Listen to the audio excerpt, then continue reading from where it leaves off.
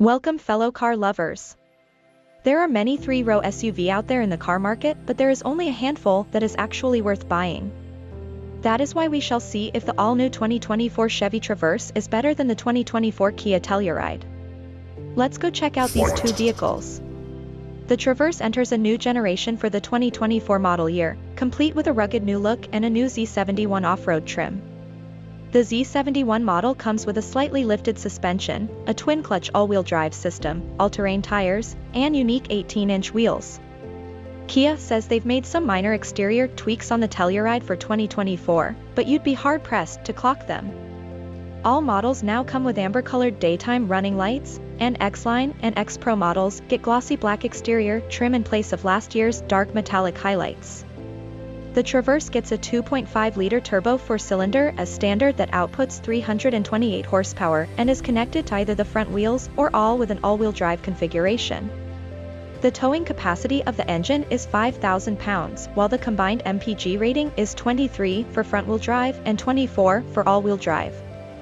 MSRP starts at $38,995 to $57,595. The Telluride also gets only one engine option, but this time, it's a naturally aspirated 3.8-liter V6 that outputs 291 horsepower and has a towing capacity of 5,000 pounds. Its combined MPG rating is 24 for its standard front-wheel drive and 26 for all-wheel drive. MSRP starts at $36,190 to $53,385.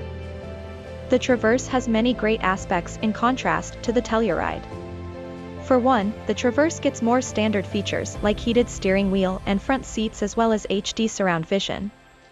It even has available enhanced automatic parking assist to help park the car hands-free. Lastly, a teen driver feature is standard that will restrict features and log driving habits to encourage better driving habits. There are also some bad aspects that the Traverse has. Unlike the Telluride that gets synthetic leather seats as standard, the Traverse only gets cloth seats. The Traverse also doesn't offer a head-up display and ventilated rear seats unlike the Telluride, which offers both. The Telluride also has many great aspects, and it mostly consists of features that the Traverse doesn't offer. Like being able to pre-cool or preheat the SUV through an app that is accessible as standard.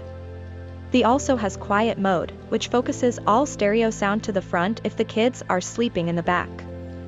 It even has safe exit assist to let you know if there is an incoming car before you open the door.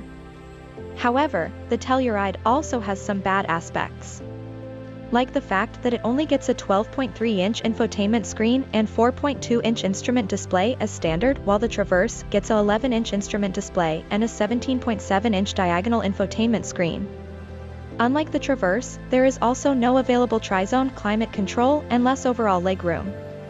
In summary, the Traverse is a much newer model with more standard features.